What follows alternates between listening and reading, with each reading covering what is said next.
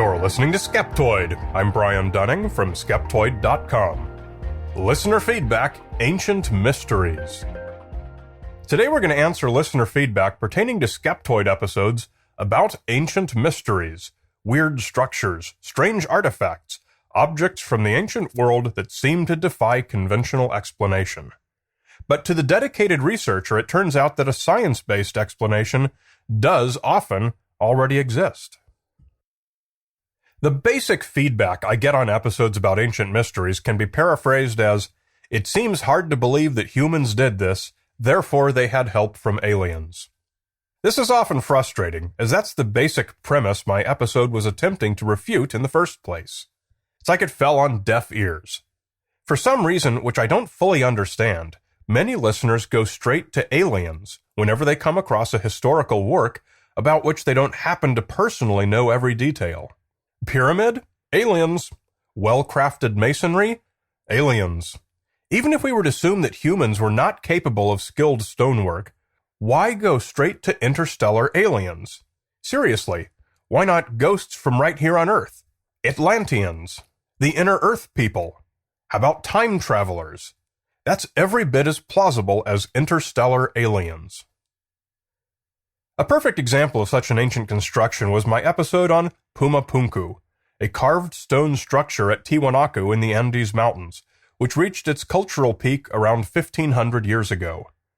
Despite being nowhere near as old as far more elaborate structures such as the Greek Parthenon and the temples at the Giza necropolis, many have asserted that Pumapunku must have been built by aliens. A typical aliens email came from Zach in Erie. Just because you don't know how they did it doesn't mean ancient alien theorists are wrong. It's irresponsible to discredit their claims without being able to conclude something that makes their claim false. You can't have your cake and eat it too. It's really not irresponsible to discredit the alien claims. Those claims are what's irresponsible. There's no evidence for it at all, and it requires a new assumption of staggering proportions, that aliens are able to visit our planet and do so for the purpose of carving and stacking rocks. No attempt to make contact, just secretly stack some rocks in interesting patterns, then fly back to their own planet. Compare this to the evidence-based explanation of Tiwanaku, human stonemasonry, supported by literally tons of evidence in the form of stone tools left all over the site, half-carved pieces of stone still in their quarries, even bronze-nickel alloy chisels. No new assumptions are required. Nothing in the construction of Tiwanaku puzzles pre-Incan archaeologists.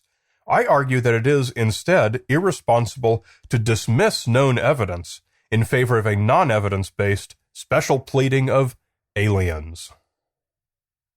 Randy from Harrisburg made a similar argument. An advanced civilization may only want to assist to a certain point and sit back and see how things develop. I'm open to the possibility that we had visitors long ago. They may have had a hand in human development, because as a species, we progressed quickly. Open your mind to all the possibilities. There are many things in human history that cannot be easily explained. I argue that it is not open-minded to dismiss the version of history supported by all available observation and evidence in favor of an alternate version supported by no evidence. This whole open-minded versus closed-minded argument is really familiar. Believers in the paranormal, or ancient aliens in this case, frequently charge that it's closed-minded to reject the alien claims. I suspect this is because most of them have not troubled to research any of the proper archaeology done on whatever specific structure they're interested in. But they've watched a pseudoscientific television show, and so the state of their knowledge is that aliens visit us, and that it's unknown how humans could have made stone structures in the Middle Ages. Given those two assumptions, aliens become a perfectly reasonable explanation, and it would indeed be closed-minded to dismiss it. But since both of those assumptions are the untrue inventions of television writers, the alien explanation fails to earn responsible consideration. Jeff from Houston put it another way. This site seems utterly amazing. In a land where there are no trees due to elevation, no tools found at the site, craftsmanship that can barely be duplicated even with modern machinery, there can be only one conclusion: we are not alone in the universe. First, Jeff has a lot of bad information. All the tools necessary to build Tiwanaku were found at the site, and it would be trivial to replicate everything there using modern machinery. Second, even if his bad information was correct, the only possible conclusion is not aliens. Flying monkeys are just as likely. Or why not an army of Persians who had just finished building the palace of Darius at Persepolis? Why couldn't they have come over in boats, built Tiwanaku, then returned to Persia, leaving no evidence?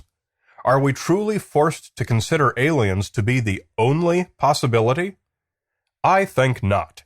In fact, I might even suggest that doing so would be closed-minded. Even when we talked about the crystal skulls, a series of quartz crystals carved into skulls of varying quality, and which began to be bought and sold in the 1870s, people have invoked aliens as the only reasonable creators. Let's hear from Chan in Melbourne. There is definitely proof of aliens visiting Earth. And also, what about the crystal skulls which were discovered on opposite sides of the Earth? How would they have all come into possession of exactly the same thing? And scientists have proven that the crystal is so dense it can actually be somewhat of a microchip, which can contain information. But they have no way of retrieving it.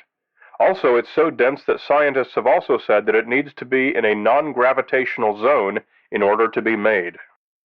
Again, more bad information. The kind that you would get if you only went to paranormal books, TV shows, or websites to get details.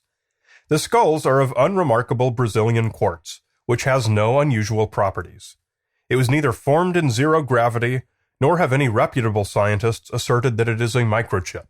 They were carved in the German jewelry enclave of Idar Oberstein, and clearly bear the polish marks from rotary machine tooling.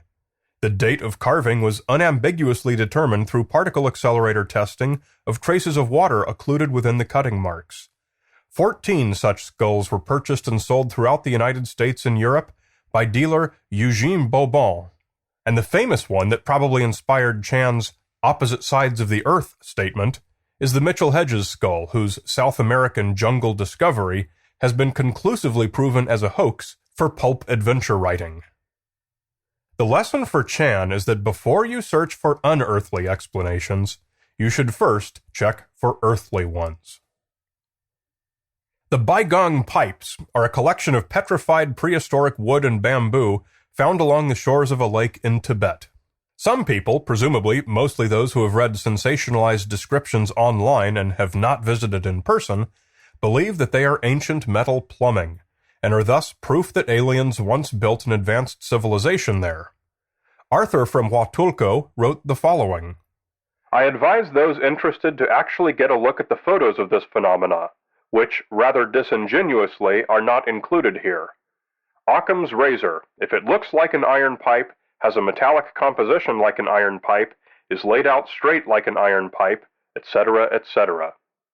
The photos were not included because I don't have the rights to reproduce any on Skeptoid.com. To me, it's more disingenuous to pirate photos you don't own off the internet. But they're out there. Unfortunately, they're not very impressive.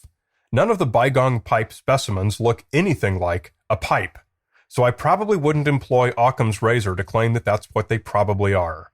They're petrified wood and bamboo, and they look a lot like petrified wood you may have seen elsewhere. They do not really distinguish themselves in appearance from the surrounding rock, except in their general shape. The best examples are irregular roundish rings of rusty-colored rock, which, with some imagination, could be seen as a pipe that had been sheared off or cut. Finally, I'd like to bring us completely back down to earth by answering an email that, refreshingly, has nothing whatsoever to do with insisting aliens are behind just about everything. In the episode about the ancient Greek Antikythera mechanism, I spent some time addressing the tired old anti-science claim that scientists, quote, fear new discoveries. My basic point was that the whole career of being a scientist exists because new discoveries are needed.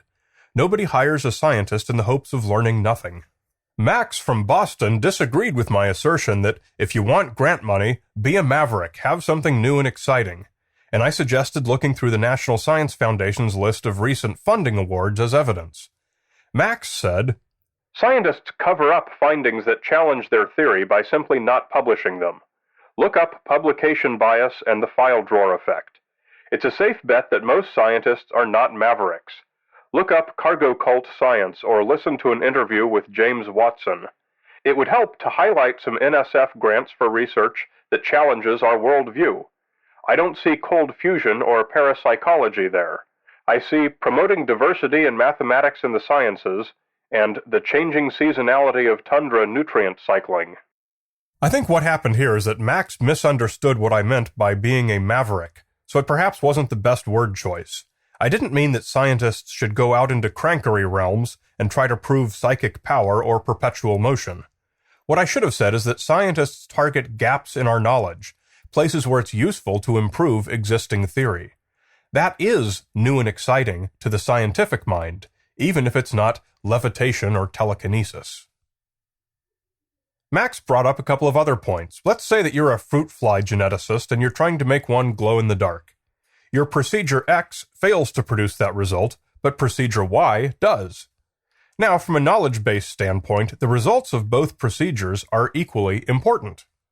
However, since X tells us nothing new, you probably file it away, producing the file drawer effect that Max mentioned, and you only send Y to the publisher. If you sent them both to the publisher, they have limited room in their journal, and they'd probably choose to publish Y and not X, because Y is interesting and X is not.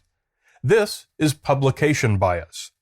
The cumulative result of all this is that the general public only ever hears about certain types of results, and even then, only after headline editors have twisted it, sensationalized it, and usually gotten it completely wrong.